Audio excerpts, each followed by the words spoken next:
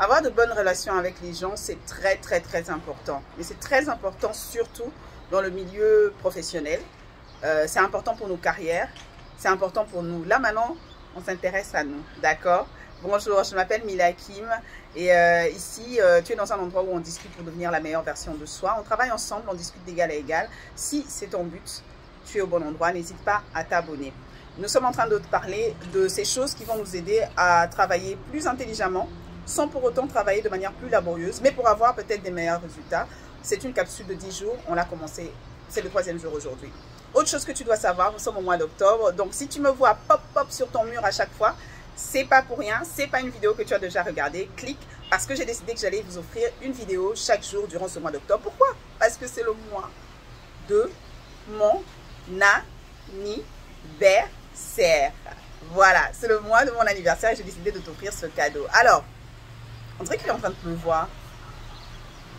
Ah, il est en train de pleuvoir. Bon, anyway. Alors,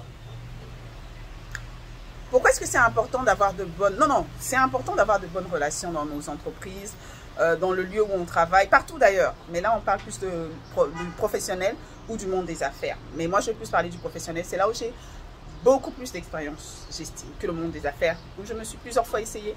Mais bon, voilà. Moi, je suis de ceux qui pensent que c'est important de cultiver une bonne ambiance de travail pour pouvoir travailler mieux, travailler plus. C'est bien pour chacun de nous dans l'entreprise. Enfin, j'estime, moi, franchement, entre travailler dans un lieu où l'atmosphère est à couper au couteau et travailler dans un lieu où on est tous assez cordiaux, c'est la cordialité qui règne, c'est la bonne humeur même, voire qui règne. Donc quand même un peu le calme, mais la bonne humeur, je trouve que c'est mieux dans la bonne humeur. Je pense que personne ne va me contredire, sauf ceux qui ont un petit problème. Voilà, ou qui ne sont pas trop dans tout ce qui est social. Et moi, je préfère franchement travailler avec des collègues sur qui je peux compter. Franchement, ne soyons pas les, je ne sais pas comment on dit ça, les négatifs du service. En fait, il y a des gens, tu sais que tu dois travailler avec la personne, ou tu sais que tu dois lui poser une question, ou tu es en réunion, tu sais que tu proposes un truc, tu sais la personne va sortir un avis négatif. La personne va trouver que l'idée est trop compliquée, qu'on ne peut pas le faire, que ça ne va rien nous apporter. Pourquoi on fait ça si blablabla, de toute façon on ne pourra pas... Et il trouve elle trouve cette personne, pardon, toutes les raisons pour lesquelles vous ne pouvez pas faire une chose ou telle autre chose. Et j'avoue que c'est très... Ça peut nous arriver, hein, parce que souvent l'être humain, je trouve, après tu peux me contredire, je ne sais pas ce que tu en penses, mais l'être humain a souvent tendance, je trouve, à se focaliser sur le négatif, sur ce qui ne va pas. On dit qu'on remarque toujours le train qui n'est pas à l'heure, en fait. Le train qui est à l'heure, on ne remarque pas. Et ça, c'est tout le monde, en fait. Et moi, je me bats, déjà que je suis très autocritique, je me bats toujours pour essayer de ne pas être la personne qui est toujours négative. D'accord? Parce que des fois, tu peux avoir raison, mais des fois, tu peux aussi avoir tort. Tu ne connais pas le futur, en fait. Il y a quelque chose qui peut sembler être compliqué, qui peut sembler être contre-productif, mais après, vous le faites, vous trouvez que ça marche. Donc, j'essaie des fois de me mordre la langue, genre, je ne vais pas dire qu'on ne peut pas, je ne vais pas dire qu'on ne peut pas. Voilà. Parce que les gens ne viendront plus vers toi. Et le fait que les gens ne viennent pas vers toi, c'est vrai, hier, on avait dit non, si les gens ne viennent pas trop vers toi pour demander de l'aide, c'est bien pour toi parce que tu as du temps de travailler sur tes dossiers, sur tes tâches. Mais attention, il y a des choses qui te grandissent, il y a des expériences qui te grandissent. Il y a des projets où on peut t'inclure qui te grandissent, tu vois. Tu es arrivé, tu n'avais jamais, par exemple, je dis n'importe quoi, qu'est-ce que je peux dire? Par exemple, tu es dans une grande boîte, ils veulent implanter un bureau dans une autre ville. Par exemple, on est au Sénégal, on est à Dakar, ils veulent implanter un bureau à Thiès. Ou tu es au Congo, Kinshasa, ils veulent implanter un bureau au Bandundu ou dans le Bas-Congo. C'est une chose que tu n'as jamais fait. Tu manages, mais tu n'as jamais participé à l'implantation à partir de zéro d'un nouveau bureau. Est-ce que ça ne te ferait pas plaisir qu'on te dise que tu fais partie du projet? Qu'on te dise que tu pilotes le projet? Une nouvelle expérience que tu ajouteras dans ton CV. Une nouvelle expérience, tu rencontreras de nouvelles personnes. Tu iras dans de nouveaux lieux. Tu as besoin de ça. De temps en temps, ça te sort de ta routine. Ça t'avance humainement, ça t'avance professionnellement. Mais si tu es la personne qui est toujours là à ne pas avoir de bonnes relations avec les autres, c'est-à-dire que toi, quand tu arrives dans un service, tu t'es déjà chamaillé avec au moins 5 personnes sur 8. Like, Et c'est toujours toi. En fait, je sais pas quand. Parce que moi, franchement, je pense, j'espère, dites en bas, vous qui avez travaillé avec moi, je pense qu'au moins, à ce niveau-là, j'essaie de ne pas me chamailler avec beaucoup de gens. Si vraiment on arrive au point où on se chamaille, et encore que moi, c'est plus des explications, genre, bon, je pense qu'en gros, on ne se comprend pas. Tu vois, on se dit pas ça, mais on comprend qu'on ne se comprend pas. Donc, on finit un peu en queue de poisson. Je sais même pas si je me suis déjà chamaillée, genre, si, je pense quand j'étais un peu jeune. Genre, lever la voix et tout. Mais j'aimais pas ça, en fait. J'aimais pas ça. Du coup, en gros, quand tu vois que je commence à t'ignorer, ça c'était quand j'étais jeune. Quand je t'ignore, tu parles, c'est comme si tu n'es pas là, je suis pas là, on n'est pas dans le même espace. C'est que c'est bon, j'en ai marre en fait. Je préfère ça plutôt qu'on se dise des choses méchantes et le lendemain, je sais pas, moi je suis trop peut-être, j'ai l'impression que c'est une famille le travail. Même ma tante me disait, le travail c'est pas une famille, le travail c'est pas là où tu as des amis. Mais longtemps en fait, moi je me dis, you know, on est là tous les jours, on passe plus de temps avec nos collègues qu'avec notre famille. Est-ce que je suis trop sentimentale?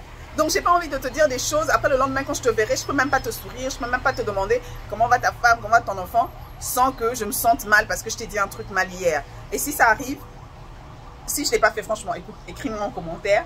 Mais si ça arrive, généralement, je m'excuse. Généralement. Voilà, je présente mes excuses. Voilà. Donc, je sais même plus où j'étais. Je suis entrée dans mes problèmes personnels.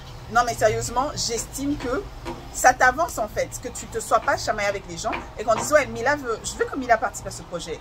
Mila, quand elle est là, c'est toujours une ambiance, on essaie toujours les choses, on est tout ça. Elle n'a pas peur de dire non, mais c'est toujours dans le respect, c'est nice. Tu veux pas que les gens disent ça de toi? Ça, c'est une première des choses. Et ce que je disais donc, c'est qu'il ne faut pas que tu sois négatif tout le temps, il ne faut pas que tu sois négatif tout le temps, il ne faut pas que tu sois la personne qui se chamaille toujours avec les autres, qui un peu son point de vue c'est autre chose, parce que tu peux aussi être forte en persuasion, en rhétorique, et tu peux imposer ton point de vue d'une certaine manière, mais pas la personne qui se chamaille avec les gens, genre toi tu es toujours là, toujours, pas une fois, pas deux fois, toujours. Donc quand quelqu'un te voit, eh Seigneur, déjà il se dit, mon Dieu, qu'est-ce qui va se passer ici? Il marche sur des œufs et toi tu trouves que c'est super, tu dis ouais moi je blague. Non, c'est pas tu blagues pas en fait. Si tu es désagréable, personne ne veut travailler avec toi, personne ne veut partager le même espace que toi.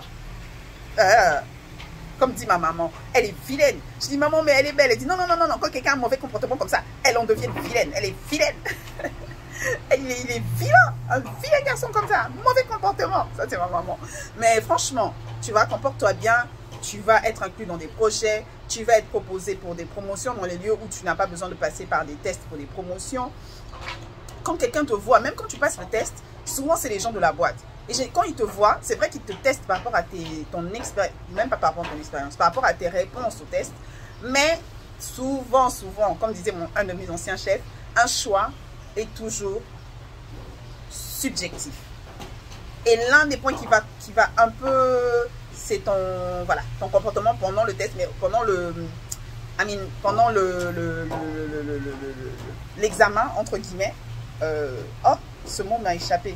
Pendant qu'on t'examine, du coup, par ton panel, mais aussi ce que tu as vécu avant avec les personnes, ça remine, ça vient, même s'ils te disent, non, moi je mets ça et ça, je mets ça de côté, je suis professionnel. Oh, gars, tous, on est comme ça, on est humain, c'est psychologique en fait.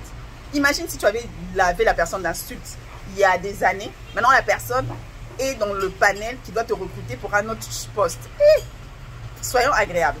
La dernière des choses par rapport à ça, c'est que, et moi ça m'est arrivé, je pense que ça m'est arrivé une fois de manière directe, même si je n'avais pas eu le job en question, et 2 fois de manière indirecte. Les personnes vont te proposer des emplois, ils vont te proposer des opportunités en dehors de ta boîte.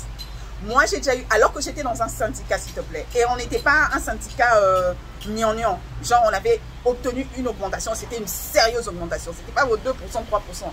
Vos 5%, c'était une sérieuse augmentation, c'est-à-dire qu'on était un syndicat sérieux.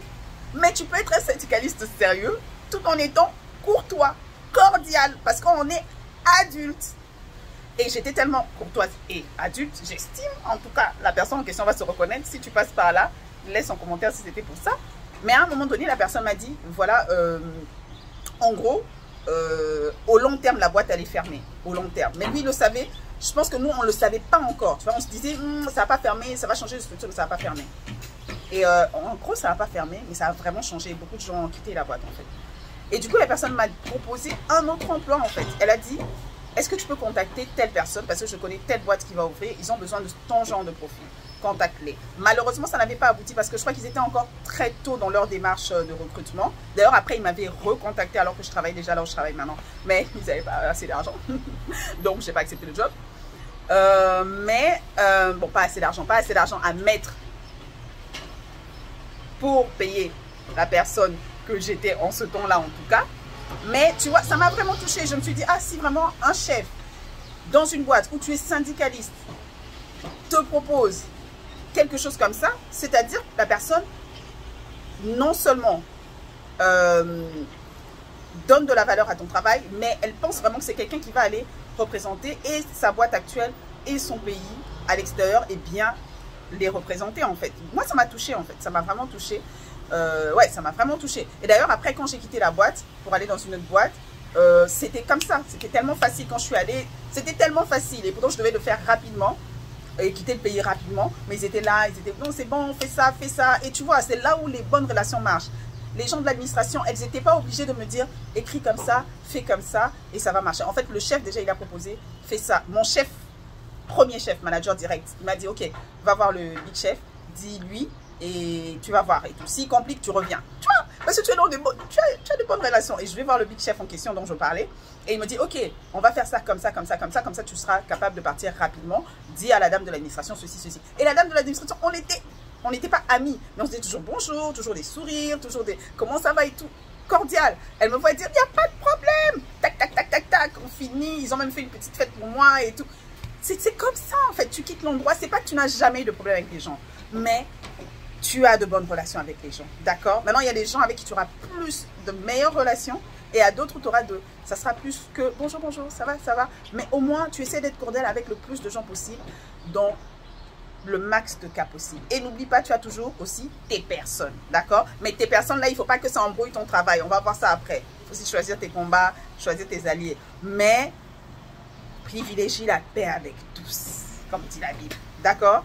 Je crois que j'ai fini. Je ne suis pas très sûre à l'instant. Juste entre-temps, tu likes. Entre-temps, tu laisses ton commentaire parce que j'ai besoin de ton apport vraiment. Moi, je suis en train de parler par rapport à mon expérience. Et je voudrais vraiment que tu parles par rapport à ton expérience, par rapport à ton ressenti aussi. Parce que j'estime que ce n'est pas toujours facile. Hein. Il y a des endroits où tu peux essayer d'être cordial comme tu veux. Mais il y a des endroits qui te rendent méchant. Genre, tes yeux sont devenus méchants. Tes réponses sont devenues comme une lame de rasoir. Parce que l'atmosphère est compliquée. Et voilà, il y a des endroits où tu dois te défendre, quoi. C'est comme la jungle. C'est un bureau, mais c'est comme la jungle.